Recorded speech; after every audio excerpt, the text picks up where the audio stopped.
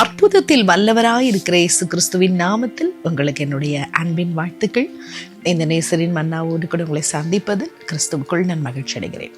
இந்த நாளிலும் யோவான் எழுதின சுவிசேஷம் 6ஆம் அதிகாரம் 1ஆம் வசனத்திலிருந்து 6ஆம் வசனம் வரைக்கும் இன்னைக்கு நம்ம தியானிக்க போகிறோம். இவைகளுக்கு பின்பு இயேசு திபேரியா கடல் எனப்பட்ட கலிலேயா கடலில் அக்கறைக்கு போனார். அவர் வியாதிக்காரர்களிடத்தில் செய்த அற்புதங்களை திரளான ஜனங்கள் கண்டபடியால் அவருக்கு பின் சென்றார்கள். இயேசு மலையின் மேல் ஏறி அங்கே தம்முடைய சீஷருடனே கூட உட்கார்ந்தார். அப்பொழுது யூதருடைய பண்டிகை பஸ்கா சமீபமாய் இருந்தது. இயேசு தம்முடைய கண்களை ஏறெடுத்து திரளான ஜனங்கள் தம்மிடத்தில் வருகிறதை கண்டு பிலிப்புவை நோக்கி, இவர்கள் சாப்பிடத்தக்கதாக அப்பங்களை எங்கே கொள்ளலாம் என்று கேட்டார். தாம் செய்ய போகிறதை அறிந்திருந்தும் அவனை சோதிக்கும்படி இப்படி கேட்டார். எனக்கு பிரியமான தேவனுடைய பிள்ளைகளே, இங்கு இயேசு கிறிஸ்து கலிலேயா கடலில் உள்ள அக்கறைக்கு போகிறார். அங்கே பார்த்தோம் அப்படின்னா அவர் அநேக அற்புதங்களை செய்கிறார். வியாதியஸ்தர்களை சுகமாக்குறார். சில வியாதியஸ்தர்கள் தான் இங்கே வேதத்தில் இந்த 4 சுவிசேஷங்களிலும் பெயர் குறிப்பிடப்பட்டிருக்கிறது. சிலருக்கு குறிப்பிடப்படல. என்ன வியாதியோ அதை மென்ஷன் பண்ணி அங்கே சொல்லப்பட்டிருக்கு. ஆனால் அவர் அநேக வியாதியஸ்தர்களை அவர் சுஸ்தமாக்கினார் என்று அநேக அற்புதங்களை அவர் செய்தார். அப்போது இந்த கலிலேயா கடலோரத்தில் அநேக அற்புதங்களை ஜனங்கள் கண்டு இயேசுவை அவங்க பின்பற்றி வராங்க. எனக்கு அற்புதம் கிடைக்காதான்னு சில பேர் வந்தாங்க. சில பேர் இயேசுவனுடைய வார்த்தைகளை கேட்கும்படியாக வந்தாங்க. சிலர் இயேசுவை பார்க்கும்படியாக வந்தாங்க. சிலர் இயேசுவோடு கூட அவங்க நேரம் செலவழிக்கணும்னு சொல்லி வந்தாங்க. அநேக ஜனங்கள் அவரை பின்பற்றி வந்தபோது அவர் என்ன செய்தார்?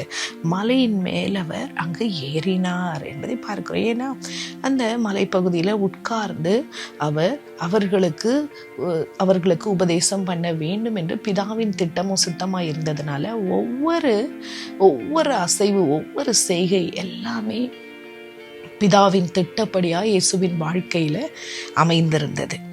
அப்போ அந்த மலையின் மேல் அந்த புல் தரை அதிகமாக இருக்கிற இடத்துல இயேசு போய் அங்கே உட்கார்ந்தார். தன் சீஷருடனே கூட உட்கார்ந்தார்.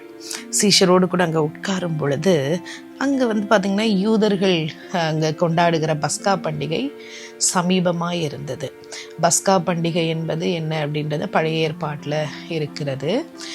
அங்கு சங்கார தூதன் ஒவ்வொரு வீட்லேயும் முதல் பிள்ளைய அவன் சங்காரம் செய்து போனான். ஆனால் இஸ்ரவேல் வீட்டில் யாரெல்லாம் இந்த யூதர்கள் அந்த பஸ்கா எனும் ஆட்டுக்குட்டியை அடித்து அந்த பலியாடை அடித்து அந்த இரத்தத்தை நிலைக்காலில் பூசியிருந்தாங்களோ அவங்க வீட்டிலலாம் சங்கார தூதன் வரலை. அவங்களுடைய குழந்தை பாதுகாக்கப்பட்டது. அப்போது அந்த பலியாகிய பஸ்காவை நினைவு கூறுகிற அந்த பண்டிகை சமீபமாக இருந்தது. இயேசு நிறைய ஜனங்கள் தன்னை நோக்கி வருகிறத பார்த்து அவர் சீஷர்களிடத்துல, முக்கியமாக பிலிப்பினிடத்துல பார்த்து சொல்கிறார், இவங்களுக்கு எப்படி சாப்பாடு கொடுக்கறது, இவங்களுக்கு எப்படி அப்பங்களை எங்கே வாங்கலாம் அப்படின்னு சொல்லி சொல்லுகிறார். ஆனால் அடுத்த வசனத்தில் பார்க்குறோம், இயேசு தாம் செய்ய போகிற அற்புதத்தை அறிந்தும் அவனை சோதிக்கும்படி அப்படி கேட்டார். சீஷர்களோடு கூட அங்கே அமர்ந்ததுக்கு காரணம், கூட்டிகிட்டு வந்ததுக்கு காரணம், ஆண்டவரால் என்ன செய்ய முடியும், அற்புதத்தை செய்ய முடியும்.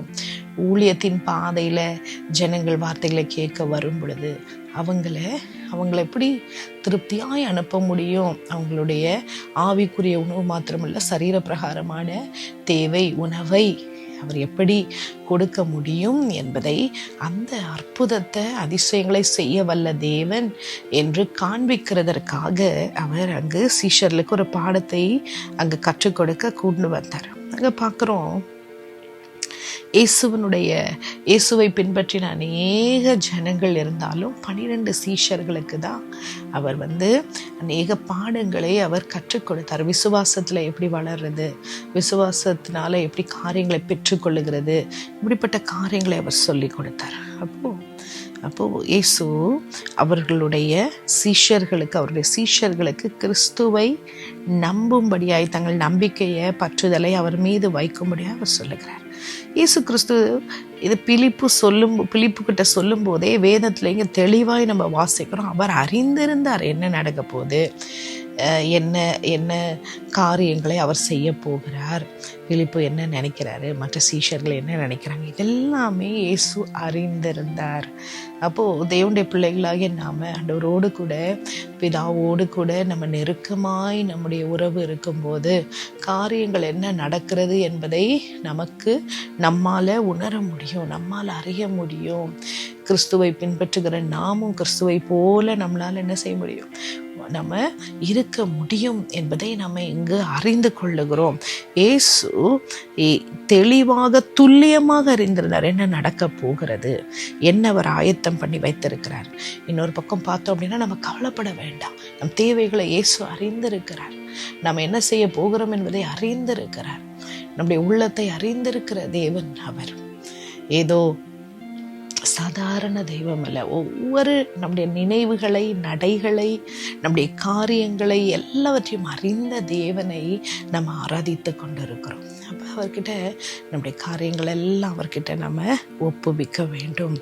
ஆண்டவருடைய ஊழியத்தின் பாதையில் எதெல்லாம் விசுவாசத்தோடு கூட நம்ம தொடர்ந்து நம்ம செயல்படும் போது நம்ம தேவைகளை அற்புதமாய் அதிசயமாய் சந்திக்கிற தேவன் ஒருவர் நம்மோடு கூட உண்டு என்பதை நம்ம ஒருபோது என்ன செய்யக்கூடாது, மறந்தே விடக்கூடாது. இந்த காலை வேளையிலும் தேவையோடு என்ன தேவையாக இருந்தாலும் நீங்கள் ஐயோ நான் போகிற பாதை யாருக்கு தெரியும், யார் புரிஞ்சு கொள்வான்னு நினைக்காதீங்க. உங்களுடைய மனதை, உங்களுடைய தேவைகளை அறிந்த தேவன் உண்டு. அவர்கிட்ட அவருடைய பாதத்தில் ஆண்டவரே என் தேவைகள் இதெல்லாம் இருக்கப்பா என்று சொல்லி அவரிடத்துல நம்ம காரியங்களை கொண்டு வரும்போது நம்முடைய தேவைகளை சந்திக்கிறவர். அது மாத்திரமல்ல, விசுவாசத்தை வளரச் செய்கிறவர். விசுவாசத்தை அவர் மாத்திரம்தான் துவக்கவும் முடியும், முடிக்கவும் முடியும். அப்போ இந்த கால வேளையில் நாம் கற்றுக்கொண்ட இந்த வார்த்தையின்படி நாம் அவரிடத்துல நம் வாழ அவரிடத்தில் நம்ம கேட்போமா, விண்ணப்பிப்போமா.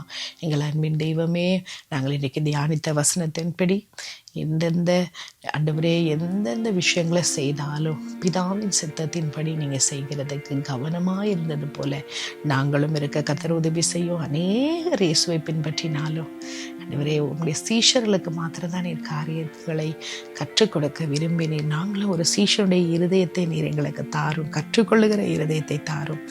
எங்களுடைய விசுவாசத்தை கர்த்தர் நீர் வர்த்திக்க பண்ணுவீராக.